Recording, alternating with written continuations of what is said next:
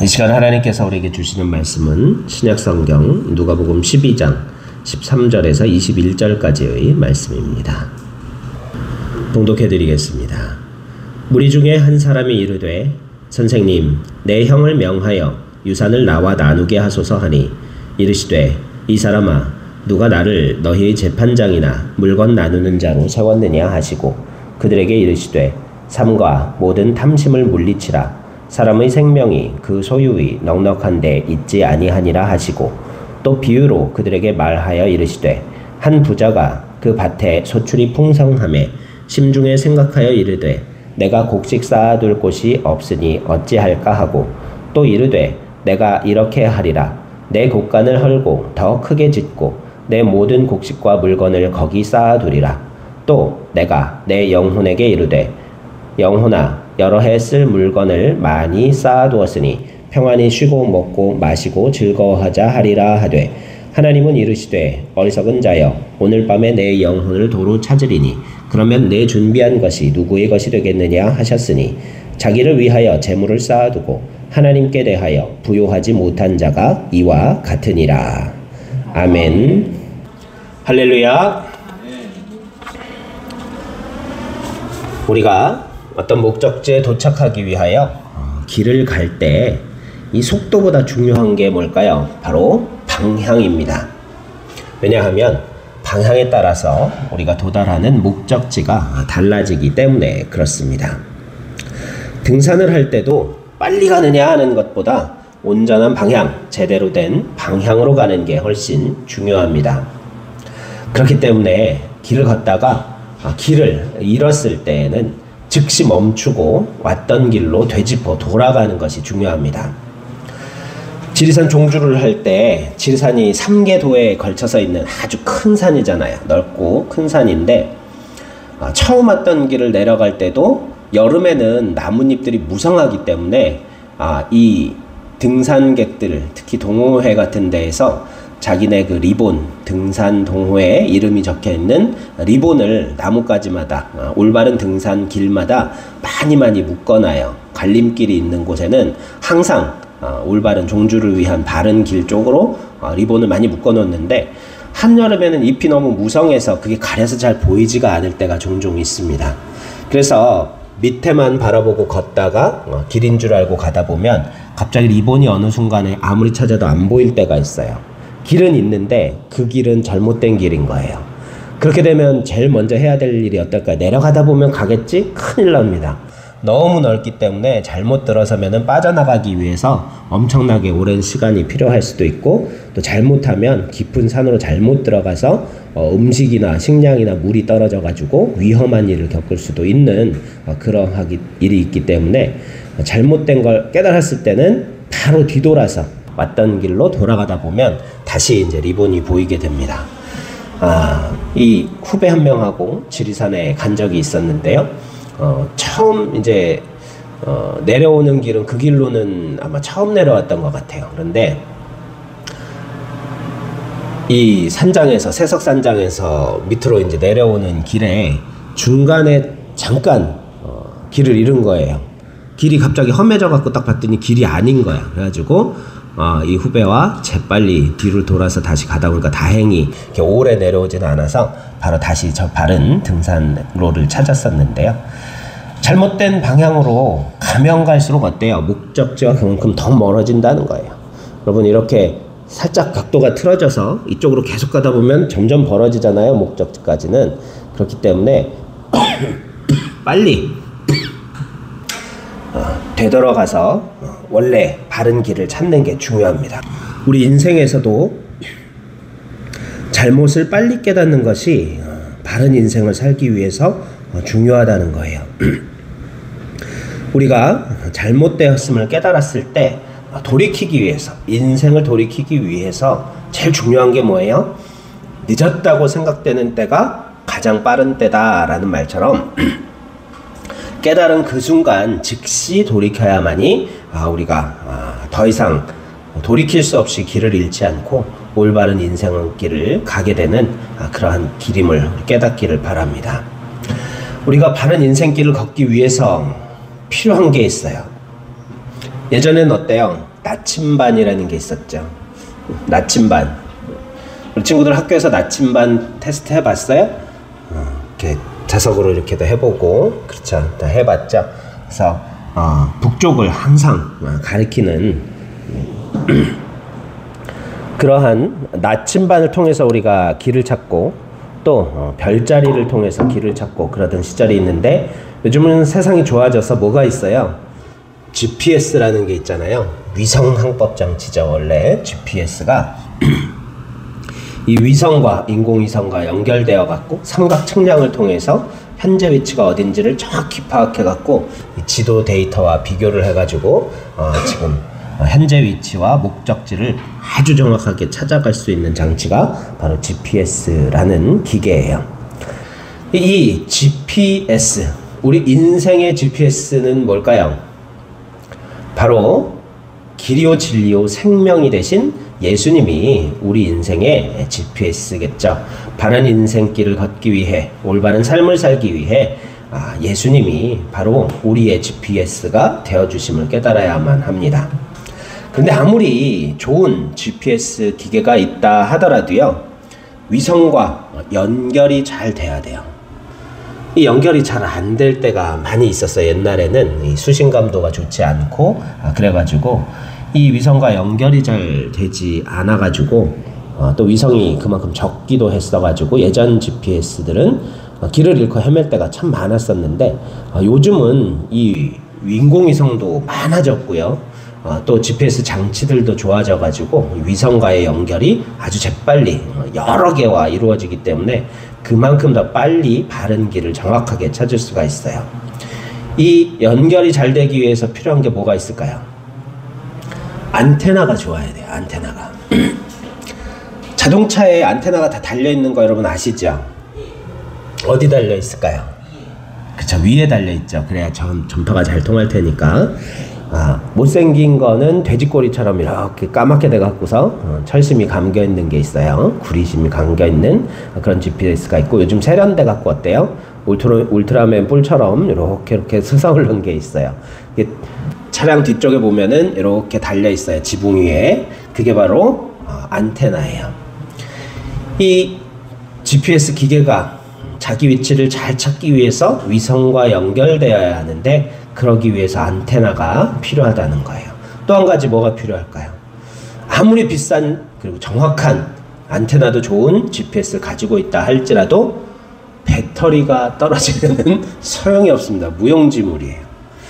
자, 우리 신앙의 GPS, 배터리 역할을 하는 게 뭘까요? 바로 우리 믿음의 원동력이 되는 하나님의 말씀이라는 거예요. 그리고 현재 위치를 알기 위해서 필요한 이 안테나, 하나님과의 연결 상태를 바르게 해주는 게 뭐가 있을까요? 기도겠죠. 그래서 이 말씀과 기도가 없이는 우리가 올바른 인생길을 살아갈 수가 없음을 깨닫는 은혜가 있기를 간절히 소망합니다. 잘못된 인생길을 걷고 있는 사람에게 오늘 본문은 바른 인생의 지향점, 방향을 가르쳐 주시는 예수님의 말씀을 담고 있습니다. 사람들은 흔히 실수를 하는데요. 인생을 살아갈 때 가장 흔한 실수 가운데 하나가 무엇이냐면, 내 인생이 지금 어디로 가고 있느냐 하는 지향점보다 현재의 소유와 상태에 마음을 더 크게 빼앗긴다는 거예요. 여러분, 100m 달리기 하는 선수가 흘끗흘끗 10패 보면 기록이 안 좋아진대요. 장거리 선수들은 차이가 많이 나니까 잠깐 옆에 주자가 어느 정도 안 나 신경 쓸 수가 있을지 모르지만, 정말 0.001초로 승패가 결정되는 그러한 단거리 달리기 선수들은요, 견눈질할 시간도 없고 여유도 없어요. 앞만 보고 달려야 한다는 거예요. 그런데 목적지를 바라보지 않고 자기 주변에만 마음을 뺏겨서는요, 자기가 뛸 수 있는 기록보다도 더 못한 기록에 미칠 수밖에 없다는 거예요. 우리 인생도 마찬가지입니다.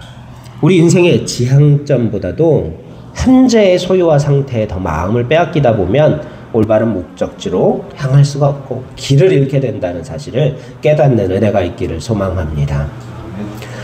오늘 본문에 등장하는 이 형제, 동생이겠죠. 예수님 앞에 와가지고 라삐어 부르면서 능력이 있는 예수님께 형의 유산을 나눠 갖게 해달라고 형한테 그렇게 좀 시켜달라 그러는 거예요. 이 당시에는 어때요? 형이 동생보다 아버지의 유산을 훨씬 더 많이 나눠 갖는 시대였던 거예요. 그런데 형이 못 돼가지고 동생 줄 거 다 뺏어버리고 자기만 다 가졌는지 모르겠어요. 이 사람의 잘못된 인생의 지향점, 방향은 뭐예요? 형제가 소중한 것보다 유산에 더 마음이 뺏겨 있었다는 거죠. 또한 예수님을 재판장쯤으로 또 물건 나누는 자로 오해했다는 거예요. 예수님을 자기 탐욕을 채울 수단으로 생각했다는 거죠. 이 재산을 향한 그의 탐욕을 예수님께서 뭐라고 말씀하시며 꾸짖으십니까? 삼가 모든 탐심을 물리치라. 생명이 소유의 넉넉함에 있지 않기 때문이다라고 가르쳐 주십니다. 그러면서 유명한 비유를 하나 가르쳐 주시죠. 자기 밭에 풍성한 소출이 많이 생긴 거예요. 열매가 많이 걷어진 거예요. 그러고 나니까 이 사람이 어떤 생각을 해요? 내 곡식을 쌓아놓을 곡간이 부족하다라고 생각해가지고 이 곡간을 새로 더 크게 짓자. 그렇게 마음을 먹죠. 그러면서 무슨 생각을 해요? 영혼아, 여러 해 쓸 물건을 많이 쌓아두었으니 평안히 쉬고 먹고 마시고 즐거워하자 그러더라고요. 쉬고 먹고 마시고 즐거워하는 것. 그런데 여기에 마음이 뺏겼지 이 부자는 어때요? 영혼이 몇 해를 살지 생각하지 못했다는 거예요. 이 영혼이 그 사람이 몇 해를 살지 정하시는 분은 하나님이신데 또 소출을 주시는 분도 풍성히 주시는 분도 하나님이신데 그 사실을 잊어버리고 어때요? 마음이 오직 자기의 소출에만 빼앗겨 있는 거예요. 그리고 이 많은 소출로 내가 어떻게 하면 더 편안히 먹고 마시고 즐기며 누리며 살아갈까에만 관심이 있었다는 거예요. 예수님은 오늘 본문에 올바른 삶의 방향이 무엇인지 가르쳐 주시기 위해 이 비유를 들어주신 거예요. 유산보다는 형제 우애를 하나님께서 더 기뻐하시고 또 예수님을 자기 탐욕을 채우기 위한 수단이 아니라 진리와 생명을 주시는 주님으로서 아는 것이 더 소중한 것이며 올바른 인생의 길이고 방향임을 가르쳐 주십니다. 또한 자기 재산보다 또 그 재산을 가지고 어떻게 하면 편안하게 먹고 누리고 즐기며 살까 하는 것보다 생명이 더욱더 소중하다는 사실을 깨닫기를 원하셨다는 거예요. 곧 다시 말하면 생명의 주관자이신 주님께 부요한 삶, 이 땅에 사라져버리고 헛된 그 모든 재물에 부요한 자가 아니라 우리 생명을 살리고 죽이시고 또 우리의 영혼을 지옥에 던지실 수도 있으신 천국으로 인도하여 구원해 주실 수 있으신 그 하나님께 부요한 삶을 사는 것이 참된 삶의 방향이요 올바른 인생의 길임을 주님은 교훈해 주십니다. 그렇다면 주님께서는 부요한 삶을 살기 위해 무엇이 필요한지 또한 가르쳐 주시고 계신데요. 어떻게 사는 것이 삶의 온전한 길이며 주님께서 가르쳐 주신 참으로 부요한 인생의 비결일까요? 부자의 말을 우리가 잘 살펴보면 어때요? 내 곡간, 내 곡식과 물건, 내 영혼아, 다 앞에 뭐가 들어가 있어? 내 영혼, 내 곡간, 내 곡식과 물건, 자기 중심적인 삶의 지향점이 드러나고 있죠. 그러나 예수님은 어떤 삶을 사셨어요? 기도하실 때 항상 자기를 강조하신 게 아니라 아버지의 뜻대로 이루게 하소서 하고 아버지의 뜻을 먼저 생각한 것이 바로 예수님이셨음을 우리는 알고 있습니다. 예수님도 연약한 인간의 몸을 입고 오셨기 때문에 십자가에서 죽는 것이 무섭고 두려우셨습니다. 그렇기 때문에 겟세마네 동산에서 마지막 기도를 드리실 때 땀방울이 핏방울 같이 땅에 떨어질 때까지 그렇게 간절하게 기도하셨어요. 주여, 할 수만 있거든 이 잔을 내게서 옮기시옵소서. 그러나 내 뜻대로 마옵시고 아버지의 뜻대로 하시옵소서 하시면서 마지막까지 그 쓰디쓴 십자가의 잔까지 순종하심으로 아버지의 뜻대로 행하신 예수님.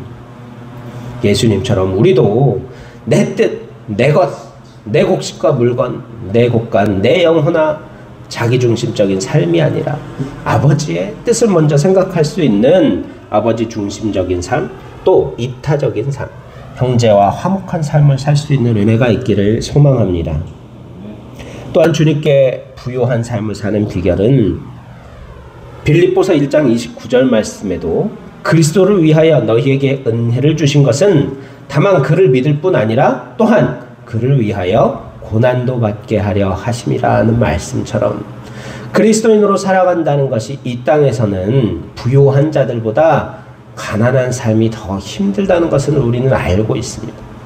그럼에도 우리가 그리스도를 위하여 그 은혜를 누리며 살아간다는 것은 또한 그를 위하여 복음을 전하기 위하여 고난도 받게 하려 하심이라는 사실을 깨달으면서 주를 위한 고난받음이 내게 영광이라는 사도들의 고백처럼 우리도 주님의 이름을 위하여 내게 주신 그 은혜의 감사함으로 말미암아 우리가 받는 고난도 감사하며 받을 수 있는 은혜가 있기를 소망합니다.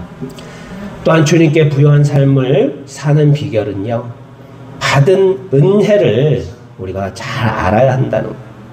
우리가 받은 은혜는 물질도 하나님께서 주신 거예요. 하나님께서 주신 그 물질을 가지고 나만 잘 살기 위해 내 곳간을 더 크게 짓고 내 곡식과 물건을 가지고 내 영혼이 여러 해 편안하게 먹고 쉬고 즐기자 하는 그런 이기적인 마음이 아니라 주님께서 주신 물질로 가난한 사람들과 나눌 수 있는 따뜻한 마음이 필요합니다. 그게 바로 주님께 부요한 삶을 사는 비결이고 하나님으로부터 받은 그 물질의 은혜를 올바로 사용하는 길인 줄로 믿습니다. 우리 주변에 보면요, 많이 가진 사람들이 있어요. 하나님께서 주신 건데 내가 노력해서 벌었어, 내가 절약해서 벌었어, 내가 열심히 수고해서 벌었어. 남들 놀 때 공부해가지고 나는 서울대학교에 갔고 그렇게 해서 좋은 기업에 들어가가지고 많은 돈을 벌었어. 하지만 그 돈을 정말로 가난한 자들을 위해서 사용하나요? 그런 경우가 많지 않다는 거예요. 심지어 믿음이 있는 사람들도 그렇다는 거예요. 하나님의 은혜로 주신 물질이니까 하나님 기뻐하시는 대로 써야지, 진짜 시원하게 통쾌하게 쓰는 사람들 많이 본 적이 없어요. 하나님께서 결코 기뻐하시지 않을 줄로 믿습니다. 하나님께서 우리에게 물질을 주신 이유는 가난한 사람들과 나누도록 하시기 위함임을 다시 한번 기억하시기를 소망합니다. 또 하나님께 받은 가장 큰 은혜 가운데 하나가 뭐예요? 복음이잖아요. 구원의 은혜잖아요. 예수 그리스도를 통하여 죽을 수밖에 없는 우리를 하나님 나라로 인도하시고 천국과 영광을, 영생을 허락하여 주신 그 복음을 위하여 고난도 마다하지 않고 전할 수 있는 삶, 그게 바로 복음의 은혜를 받은 우리의 온전한 삶인 줄로 믿습니다. 성경에 하나님을 일컫는 많은 단어들이 있습니다. 그 가운데 엘샤다이라는 말이 있어요. 엘샤다이. 어원에 대한 여러 가지 이유, 설명들이 있긴 한데요. 풍성하신 하나님이다 라고 번역되는 경우가 있습니다. 풍성하신 하나님. 그런데요, 하나님께서는요, 모든 것의 주인 되시잖아요. 그래서 우리에게 부어주시는 은혜가 풍성하다는 거예요. 올여름에도 아주 폭우가 내린 적이 많이 있잖아요. 차 타고 폭우 속을 지나가 보신 적이 있으세요? 앞이 보이지 않을 정도로 막 쏟아지잖아요. 막 이건 빗방울 샤워기로 하는 게 아니라 바가지로 들이붓는 것 같아요. 철썩철썩 소리가 나는 것 같아요. 그럴 정도로 많은 비가 내리는 것 체험해 보셨죠. 그런데요, 이 하나님께서 부어주시는 풍성한 은혜의 빗줄기도요, 배수로가 제대로 정비되어 있지 않으면 어떻게 돼요? 맨홀에서만 물 솟아나오는 거 보신 적 있어요? 그래요. 배수로가 정비되어 있죠. 땅이 그 은혜를 온전히 누리지 못하면 어떻게 돼요? 우리의 모든 것들을 다 쓸어가 버리는 재앙이 될 수도 있다는 사실을 깨닫는 은혜가 있기를 소망합니다. 하나님의 은혜는 풍성하지만요, 우리가 그 은혜를 온전히 누리지 못하면 주신 물질을 가난한 사람들과 나누지 아니하고 우리가 받은 복음의 은혜를 고난을 마다하지 아니하고 전하는 삶을 살지 않는다면 그 은혜가 도리어 우리의 삶의 모든 것을 재앙과 징계로 쓸어가는 그런 재앙이 될 수도 있다는 사실을 기억하면서 풍요로우신 하나님의 은혜를 온전히 누리는 바른 인생길 걷는 저와 여러분 모두가 되시기를 간절히 소망합니다. 마태복음 6장 20절 말씀을 보면 오직 너희를 위하여 보물을 하늘에 쌓아두라. 거기는 좀이나 동록이 해하지 못하며 도둑이 구멍을 뚫지도 못하고 도둑질도 못하느니라 말씀하시죠. 기도하고 구제하고 금식하고 사람에게 보이려고 하지 말고 하나님께서 보심으로 하라고 예수님은 가르쳐 주십니다. 그러면서 내 보물이 있는 그곳에 무엇이 있다고요? 내 마음도 있느니라 라고 말씀하십니다. 우리가 사람의 눈이 아닌 하나님의 시선을 보물로 여길 수 있는 지혜가 있기를 간절히 소망합니다. 내가 더 많이 가지면 이렇게 무시하지 않을 텐데 라고 생각하기보다는 하나님을 바라보면서 내가 하나님 앞에서 참으로 부요한 삶을 살아갈 수 있는 복된 은혜가 저와 여러분의 삶에 있기를 간절히 소망합니다. 이 세상에서 부요한 자가 되기보다는요, 하나님께 부요한 저와 여러분 모두 되시기를 간절히 소망합니다. 우리 자녀들 역시 마찬가지입니다. 이 세상에서 부요한 자로 양육하려 하기보다는 하나님 앞에서 부요한 자녀들로 양육할 수 있는 복된 부모들이 되시기를 간절히 소망합니다. 그래서 우리가 진정으로 주님께 대하여 부요한 자로서 이 세상을 지혜롭게 온전한 길로 방향으로 살아가는 은혜의 자녀들이 모두 되시기를 소망합니다. 기도드립시다. 은혜와 사랑이 충만하신 생명의 하나님, 주님, 우리 눈에 보이는 것, 손에 쥐어지는 것, 우리가 지금 가진 것들로 말미암아 온전한 인생의 목표를 잃고 살아가는 어리석은 저희들임을 주님 앞에 고백합니다. 참으로 중요한 삶의 목적지가 어딘지를 다시 한번 바라볼 수 있는, 다시 한번 깨달을 수 있는 복된 은혜가 우리의 삶에 있게 하여 주시옵소서. 하나님의 말씀 안에서 주님 주신 모든 것, 주님 기뻐하시는 방법대로 사용할 수 있는 복된 주님의 자녀들 될 수 있도록 기름 부어 주시옵소서. 우리의 보화를 하늘에 쌓음으로 말미암아 이 땅에서 부요한 자가 아니라 하나님께 대하여 부요한 자 될 수 있도록 함께해 주실 것을 믿사오며 우리 구주 예수 그리스도의 이름으로 기도드리옵나이다. 아멘. 찬송가 210